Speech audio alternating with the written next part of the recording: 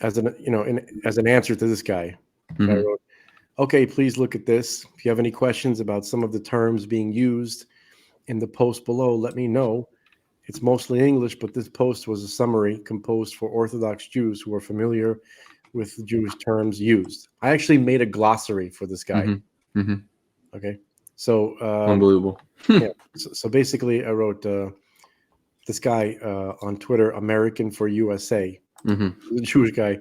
So he quoted, he copy and pasted something from I forgot who it was again, but when I read it, this is it's very good. Mm-hmm. So he wrote, there is no tunnel. The videos were wild, so the sensationalist media blew it way out of proportion. I really don't want to share this in public, but given the situation, I feel it's better if people know the truth. Here's the whole story. I'll just add, which is extremely stupid, by the way. Yeah. Okay? It's just a stupid story. Uh-huh. But Yeah. I'm very glad it gave me the opportunity to see, like, on Twitter and all these supposed people in the truth movement, right? Mm-hmm. Mm-hmm. Who really sunk their teeth into this? Who got so excited? Like, yeah, we got the Jews. Look, Right. blah, blah, like these fucks. Do you understand? Like, including Stu Peters. Stu Peters, Stu Peters. I mean, we knew that. Yeah. That's not a surprise. I just wanted to remind people, anybody who's people watching on Cloud Hub and Truth and Rumble. What is it? I just wanted to remind anybody watching how we feel about Stu Peters. Oh, no, I mean, in the event that it wasn't abundantly clear, he's actually not well liked by many Christians either. I can imagine that could be the case. Ninja Alex is like, fucking Jesuit. He's like, he's like everybody's Jesuit. Everybody, no, but everyone I don't like is Jesuit. The thing is, he seems to be right a lot. Yeah, much more than people. All right. So anyway, here's whatever. Okay, there's a building behind 770 Eastern Parkway. Mm-hmm. 770 Eastern Parkway is like big synagogue, right? That's the main house of prayer for Jews who live in the Crown Heights area. Yeah, it's also where it was like the headquarters of their spiritual leader, the Lubavitcher Rebbe, right? Yeah. Who left us physically in the year 1994, in June of 1994. And so to his followers, it's a very, very important building. Like, they feel like his spirit is still there, and that's why they want to stick around. But just to give people an idea, so this is in Brooklyn, 770 Eastern Parkway. Yeah. Okay, so there's a building behind this synagogue, behind 770 Eastern Parkway, that used to house a mikvah. Yeah. Okay, and it's been abandoned. A mikvah, by the way, is like a ritual bath for where it's really mandatory for ladies a certain time of a month, but guys have their own ritual bath too, which they go, even though it's not mandatory, but it's sort of like it's like a spiritual cleansing every morning before prayers. Yeah. Okay, so it's called a mikvah. Okay, Mm-hmm. so it's been abandoned. So there was a mikvah there, which has been abandoned for close to 20 years. At some point, no one knows when, some bachurim, those are yeshiva students, okay? They snuck into the building, and they broke through the wall into the crawl space between the building that's behind 770 and 770. Yeah.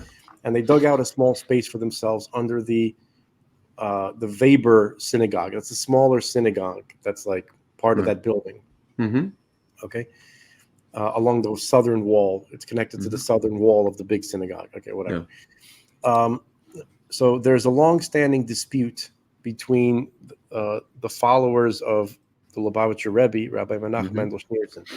We have the people who think that you should vocally declare him the Messiah, and those who don't think that you should vocally declare it. Those are the two factions. Yeah. Okay? So those who are against vocally declaring it are part of like the organizational corporate structure of this organization called Chabad, right? and they own the building. Yeah. Okay, and then there's this other organization which is related. It's called Mirkos Le'inyane Chinuch. Chinuch. Yeah, It's the center of idea, teaching, an learning ideas, educational ideas. Yeah. Yeah, it's for educational local, matters. It's a communal educational organization which deals with the education for the children. Okay. And so these two organizations, they own the building that's at 788 Eastern Parkway, and most of this shul, most of this Weber synagogue that's next door is underneath that building. Okay. Okay. So basically, these organizations, they're governed by, he writes here, self-perpetuating boards. Okay. And the Gaboyim and the assistants. But that's Gaboyim is plural. Yeah. If there's any Christians watching this, the only way I can describe what a Gabbai is, it's like it's a church warden. Like if Christians have church wardens, the guys who take care of all this stuff. They're not clergy or anything, but they take care of all the. He's just an assistant. He's an assistant at the church, basically. No, they're like custodians of the synagogue. Okay, so that's what he calls up people to the. It's called the bima he does everything. No, he to the he's stand in charge of charity and disbursement and everything. So the guy I met today, his father is. Well, hold on. Let me finish reading this. Is one of them, by the way. Let me finish reading this because there's like a flow. It's this is kind of tedious in the first place. Okay, so you have these guys who own the building, and then you have these custodians, these synagogue wardens, right? And most of those guys are part of the group that thinks you should vocally say that the Lubavitcher Rebbe is the Messiah. Okay. So they're kind of at war with each other, in a manner of speaking, right? So this dispute goes back many decades, but until the day when the Rebbe passed in 1994, which is called Gimel Tammuz, it was kept in check. So approximately 20 years ago, some Bachurim, they destroyed a plaque that one of those organizations, Mirkos, had placed on the Even Hapina, on the cornerstone of the building. Yeah. And this organization, Mirkos, went to court claiming control of the synagogue. But the custodians, the Gabayim, they intervened, arguing that while this organization, Mirkos, owns the building, they're in charge of the synagogue and its signage. So they proposed a neutral plaque that wouldn't upset both sides. Okay, so this organization, Mirkos, then proceeded to bring an eviction proceeding against the synagogue, which has been litigated for over 20 years now and will never be resolved in the courts, as no court is interested in having police evict a synagogue, so they'll keep punting it down the road. So although this should obviously be resolved in a Jewish court, which is called a Beit Din, it's like a local communal religious court that deals with religious matters, okay? Yeah. Unfortunately, Mirkos, that organization, claim extraterritoriality and have their own religious court, Beit Din, which is called the Vad Rabbanei Lubavitch, which generally resolves disputes among the emissaries of the Lubavitcher Rebbe who were sent all over the world, and something called Mosdos, which just means communal organizations. Thus, they claim that they are not subject to the jurisdiction of the Crown Heights Religious Jewish Court. Anyway, whatever. This is an internal matter. Needless to say, the Crown Heights community feels otherwise, as this is a matter pertaining to the synagogue that serves the community. And the wardens, the synagogue wardens, the custodians, obviously won't submit to that organization, Mirkos's internal religious court. So that's why it's in the court, in the secular court of New York. 770 is so that big synagogue, 770, right? Yeah. It's not big, by the way. It's not big enough is the problem. It's not that big. Yeah. It's in desperate need of expansion. It gets very cramped. People say it takes sometimes on holidays and on Shabbat, on the Sabbath, like 15 minutes just to get out of the building. Yeah, there isn't nearly enough place for the countless daily minyanim, that's prayer services. or for the Bachurim, for the yeshiva students to learn. Because it's 770. That building is also a yeshiva. It's a school. Okay, there's not enough room for the students to sit. Okay, and when the month of Tishrei, that's when like all the holidays are the high holidays, Rosh Hashanah, Yom Kippur, and Sukkot. Yeah. So when Tishrei and other special occasions come around, you have an extremely unsafe situation because everybody packs in there. Basically into a room. Basically, what happens is a lot of people come from Israel and they switch homes from people who live there. Like the people who live in Crown Heights go to Israel, and then the Israelis come to Crown Heights. Yeah. And there's a ton of these guys, and like it's just I've been there. I was there for 1 year. I want to address those. I want to address those guys for a minute. But basically, you have an extremely unsafe situation where many thousands are jam packed into a room that can safely hold a fraction of that. So it's like a big room. It's not enough for thousands of people. The shul is also in terrible condition and does not look like a makam kodesh, which means a place of holiness. Holy place. It doesn't look the way it should. So there was a plan and funding in place for a $23 million renovation, but that came to a halt due to the above-mentioned litigation and the squabbling. More recently, some younger light, those are young people young yeshiva students between like 16 and 20. They undertook a much more modest expansion, getting both the building owner and the Gaboyim to agree to build a Beit Medrash. That's like a study hall. House of study. Yeah. Behind one of the synagogues in the adjoining building. Yeah. Okay. Giving more space for the Talmidim, the students, to learn. Okay, so there's a group of several dozen crazy yeshiva students, right? Mostly Israeli. And by the way, these kids like overstayed their whatever. Also, like their whatever. All right, we don't need to pile on. All right. So yeah, they're mostly like they're special needs boys. So So what he said, there really are. There's a group of several dozen crazy yeshiva students who are special needs, really, okay? Mostly Israeli, with many more visiting during that month where the high holidays, right? They do whatever they want and they disregard any and all authority. That's probably a little bit of an exaggeration, okay? I think whoever's writing this is being really harsh on them, but whatever. So these Bachurim, these yeshiva students, are recognizable by their shabby appearance, because they're poor and they're special needs, okay? Like their suits are not always pressed and their hat is like whatever, okay? So they usually, you could see them because they're wearing Teva sandals with white tube socks and whatever, and they have these special pins on their hats and jackets, so they're not the only ones that wear those pins. This guy's whoever, whatever. Okay, so the Rabbonim and the rabbis and the synagogue wardens, right, have repeatedly attempted to rein them in, okay, but they have not succeeded in doing so. So these Bachurim, these yeshiva students, handful of them, have exploited the power vacuum created by the rift between the Gaboyim and the building owners to do as they please. Whoever's writing this is really kind of over exaggerating a little bit. Okay? The police are low. He's trying to describe them as a pack of wild dogs, and the worst thing that they do is like flip over a table and what. The police are. I just want to get through this. I'm sorry I just want to get through this. Very irritating subject. The police are loath to get involved, as it's not clear who's actually supposed to be in charge.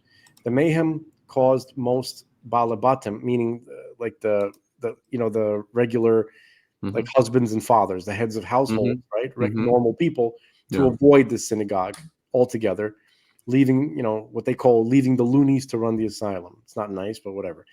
Thus, and it's not really true, by the way, either. Thus, they still go to the shul. These guys are not that bad.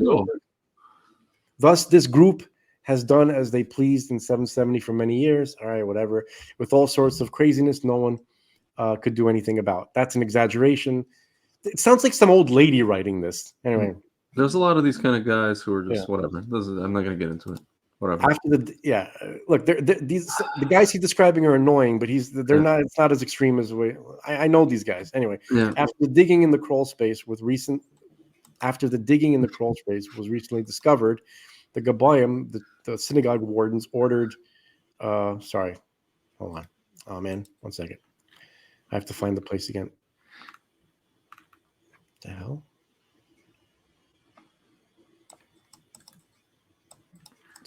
One second. It's astounding to me how.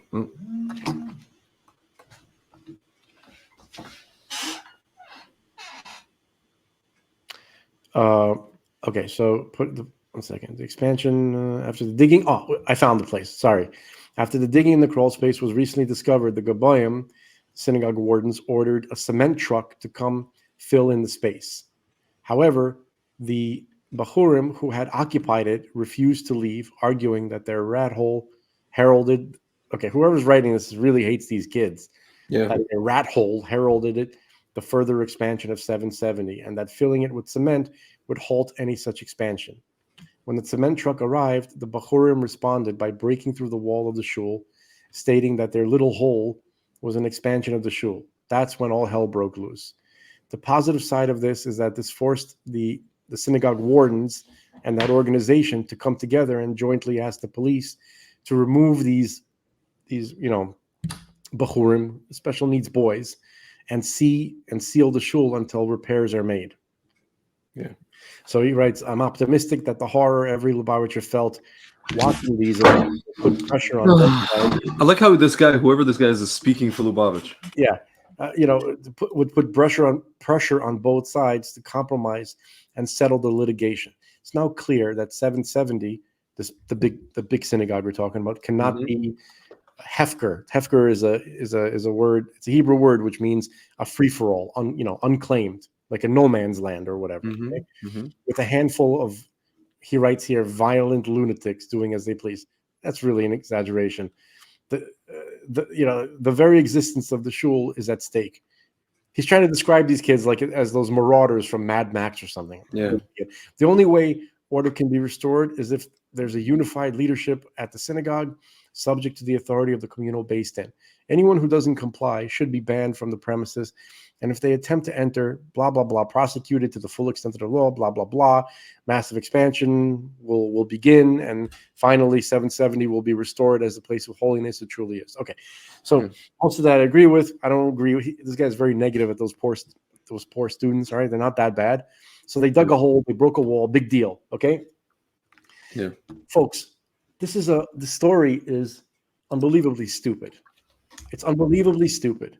And it really, the only thing that I think it serves is that, and one thing he didn't mention is that one of the reasons that they filled in, and the little tunnel, right, where you have to crawl through. You can't. It's not like people are making it seem like some kind of like massive chamber where ritual sacrifice is occurring. Dude, retards. You would need to crawl. You got to be skinny actually to crawl through that tunnel. Okay, so it was just for the students to get, because they didn't want to get locked out of the synagogue. And they had those mattresses that they crawl because they're crawling next to walls. The guy that knows literally everything about it. His father's a gabbai there. He's like they put something for padding. Those mattresses, that stuff was there for like 20 years. On top of that, there was a guy that somebody allowed to use for him to put stuff in storage. Like they made it some of those guys were homeless and they were sleeping on it. Yeah, they're homeless because they're from Israel, and they overstayed their visas, whatever. Like, all right, well, there's no reason to get them in trouble, Greg, with the law. Anyway, the point is that this is just a stupid story, and with the enthusiasm in which people latched onto this to try to make, put the Jews in a bad light, and to make, to instigate some sort of like rage and response is very, I think that's what it was most useful for me, so that I can cut people out of my life who really felt that way. Yeah. Especially people who claim, especially people who claim to love Dr. Zelenko. Dr. Zelenko studied in that yeshiva. He's one of those. He's a Lubavitcher. He's not a person who probably, so if you broke a wall or whatever, but thank you, Greg. The point is that, if you can really just accuse an entire community of doing this kind of stuff, you can't exclude my brother, Dr. Zelenko, or me. Okay. Yeah. So F you. Yeah. That's all I have to say. F you. You know what I mean? I'm glad that I'm actually kind of glad that this happened, so that I can see who's a piece of garbage. Yeah, as if we didn't see it before, but now we see even more. Why don't we see You, her you I'm sure that those of you obsessed and just started salivating, right, Yeah. with this tunnel story as an opportunity to slander the Jews. I'm sure you didn't say a peep about the Hamas tunnels. Yeah. Not a peep. Okay. Well, they think that they try to put it on equal footing, like it's they have tunnels and they see everybody's got tunnels. Look what they're doing in their tunnels. Fucking retards, Dude. Yeah, but you know what's interesting to me? I was thinking about this this whole situation though, and how it's two facets that I've been thinking about it, and from another kind of more, if you want to say, positive perspective, or what we call the Mashiach perspective, the Messianic perspective. One perspective is, and you can speak on it if you want after I mention it. The first perspective is, it's amazing to me. First of all, it's amazing to me that this is happening now, when there has been a very long-standing discussion about renovating the place, and it's only happening now that the eyes of the world are on Israel, and all we're seeing, people like you and I are seeing everything from a very kind of ominous, in a good way, like messianic perspective. And the second thing I want to say is that it's amazing to me how it's happening in the place that the not people in the non-Jewish world. I don't know if you remember the show Friends. They had this thing connected to the Chabad telethon. It's like some non-Jewish sitcom on NBC, and they had something to do with. They had an episode where it was like talking about Chabad. It just goes to show the work that the Rebbe did to put Chabad on the map around the world, and how much it is Chabad, and also 770, even anything to do with Chabad, is in the consciousness of the world, not just like Jewish people, of the entire world, to the point where if something like this happens, even if there is a suspicion of something or other, for better or worse, the eyes of the world are on it now. Yeah. You know what I wish though? Yeah. I wish that I wished Alex Jones would have went there and they let him crawl through the tunnel. Yeah. Let him investigate personally. Here I am crawling into into there, Alex. Let's see what's going on in here. See if I can even fit in here on my fat ass. I would have taken you there, shown you around. Yeah. Okay. Yeah. No, but my point is, he's not the worst of them though. He's the best of them. Listen, I hear you. I'm just saying, my point is that I've been thinking about this, and I think it's just incredible how this is all happening. In a time when all these, what you and I like to call Mashiach in the news, Messiah in the news, is kind of going on, and it's not an accident, I don't think. And yeah, it does come with its kind of rehashed and reanimated and very old and very tired blood libels, akin to the Jews poison the wells, and this girl, I sent you the video, this like so-called self-professed Christian girl, she's like, yeah, and right across the street there's a children's museum. What do you think? Dude, I mean, I'm like, I was there in one of the holidays of the children's museum. They use it as a like, on the top floor, it's just an event space, right? It's just like an event hall. And I was there like in the afternoon, and a bunch of these guys were just like drunk. It's Simchat Torah, it's Simchas Torah. The same, that holiday when we were attacked this year, it was like a few years back. And a bunch of these guys are drunk, and it's like what's called the Musaf prayer. It's like the prayer in between the morning prayer and the afternoon prayer, which is kind of like a prayer that we say only on holidays, right? High holidays. And it was like 3 p.m, and guys are tanked, and they're praying, and they're like simultaneously eating, like potato kugel and praying. You know how this is Greg trying to put people in a good light, folks. No, it's not. It's no, trying to recover from a blood libel, and Greg is really. It's not a question of good and bad. It's a question of like, you have to understand that you're talking about people who are just so like. I'm using the word silly in the best possible way right now. Can I ask? I just want to know, like, maybe in the comments section, right? Like, Christians, I never got a chance to speak about this, but is slander an issue for you guys? Meaning, like, are you taught that slander is bad? Because we have a thought about whole. how bad slander is and how horrible it is, or is it only bad if you do it against another Christian, and if you do it against Jews, it's good? Like We have an entire court, like what we call anthology of like literature in Jewish philosophy and Jewish law. No, we that do. go, I'm just that curious what they're at. I'm just saying. I just wanted to say this, that it goes in extensively. It's not just like you can't say slander. There's like we go into like great detail describing what is slander, what is not slander, what is this case, what is that They case. have the Psalms. I mean, Christians read the Psalms. They see No, King David constantly suffering from slander, for right? sure. But I'm just saying, like, yeah, this is a big issue, and it's like, Folks, slander is bad. God is not, if you go according to what it says in the scripture, he's not a fan of it. He's going to punish. That's one thing that he really punishes people for is slander. Yeah. You know what I'm saying? Like, you think you can get away with it? Yeah. You don't know any Jews. Those who made these accusations literally don't know a single fucking Jew. Yeah.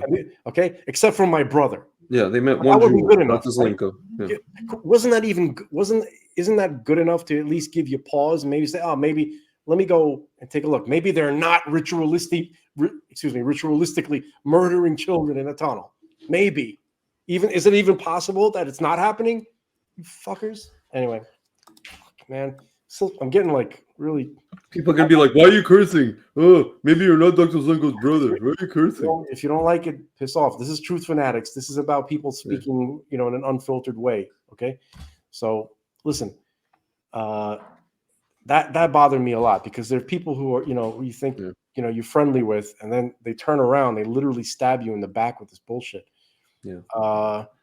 And by the way, those who are who have made a big deal about this, screaming about this, and who are discovering that it's nonsense, they're not going to apologize as vocally. No, they're not going to take it back as they did. The damage is, and by the way, I really wish that Alex Jones and that Dom Lucra, would have actually went there and crawled through the tunnel. And the reason they filled up the tunnel, and I think it was a mistake that they filled up the tunnel, was because, the women's section was going to collapse. The above part, there's a woman in the synagogue. The tunnel that they dug was above the women's section, which is an elevated platform in the synagogue, because women and men they're not in the same, they don't mix in the pews, as they say. So the women's, they have a section that's higher than the men, right? But that tunnel was underneath the women's section, which was in danger of collapse. That's the real reason that they filled in. And I wish they hadn't, though. I wish that they had kept it open for a little bit, just to, I'd love Alex Jones or Owen Schroyer to go there, with a camera and show what actually, my friend sent me a picture today. It's actually, the building is open. He went inside and he joked. He's like, "Oh, I think they made up. No, they mended fences, all the two groups or whatever it is." Folks, I mean, like, it's just astounding to me that, like, I mean, it's almost like, you ever think about, some of the synagogues next to your house or something like that are not so well known, like a small synagogue. It doesn't matter if it's Chabad or not Chabad, right? And you always hear like some kind of like a story of like, somebody, like these guys, it's like that old joke, the guys that start, the guys on an island. There's one Jew on an island, right? And then they find him, and they're like, there's like two synagogues, and they're like, what's that? Why is there two synagogues? Is it just one of you? He goes, that's the place I go to now, and that's the place I used to go to. It's I heard something like that. He goes, this is the one I go to. That's the one I'll never step foot in. Never step foot in, yeah. So it's like you hear about these things, and it's any community you go to, or like there's like every time, Rabbi Mizrahi said this once. He's like, whenever you see everybody knows, like, people celebrate every time you get they like to celebrate whenever you have a inauguration of new Torah in the community. It's not always good. You know what that means? It means that there's a new synagogue. Sometimes the new synagogue is breakaway from the community of the main synagogue, and they got into argument. It means that there's probably argument in the community. It's not always a good thing, folks. This is like a local, communal, like just like petty I don't know, shtetl. You know what a shtetl is? It's like a little. It's like from Fiddler on the Roof, Little little village. town in flippin' Ukraine. Argument that happens to be this is Brooklyn, on the corner of Kingston Avenue and what's it called, and Eastern Parkway, and you care. Yeah, folks, the fact that Who cares? I'm talking to the folks who latched onto this story, right? Yeah. You could not have picked a stupider thing to latch onto. I'm gonna say this in Russian. I was just thinking, like, if I was, let's say, part of the Jew slandering, the community that enjoys slandering the Jew Jews. slandering LLC. This is not the story that I mean, I don't know. I guess it was the only one available, I suppose. Yeah, pretty much. So stupid. But it goes back to what I said. It's not that it was it was the only one available, besides IDF and all that stuff. But it goes to show that it's what it is. It's the Rebbe, it's the legacy, and it's for better or worse. And all eyes are on, what he built. And also, it's the fact that all eyes are on the Jews right now, more so than ever. It's all eyes are on the Jews, us anyway, but more so than ever. And that just really means it might be a message. Obviously, these guys are scumbags, the people that are perpetuating this and spreading this, but it just means that we have to. These things to me are messages from God two messages. One is that we have to look within ourselves and obviously, see what we are doing, where we're not aligned unto the nations. The message is the following. But the other aspect is that we have to defend ourselves. If a Jew flips over a table, it's going to get on the news. That's the message. Yeah. God doesn't tolerate. Even though these guys are special needs, they should have found homes for them. They should have been there in the first place. Somebody should be watching over them. Right. Okay. So they flipped over a table with holy books on it. You'll never see. That's like literally the only time in my life that I've ever seen that.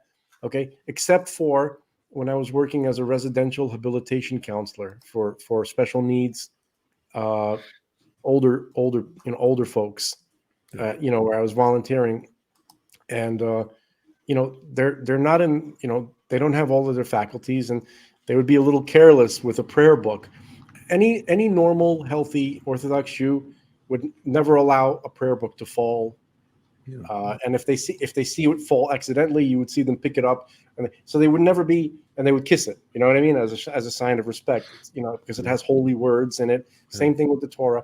So Jewish books, holy books are the Torah are treated with a high level of respect. So if you were to ever see somebody, that callously flip a table with books on it, like they showed in the video, this is a special needs person.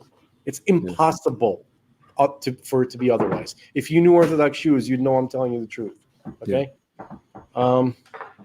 folks, you got to know an Orthodox Jew, a really, a good example of a Torah, of somebody influenced and by the Torah, somebody who very, very learned and religious person, and an excellent example of the community and the type of people that they produce. My brother. Okay, so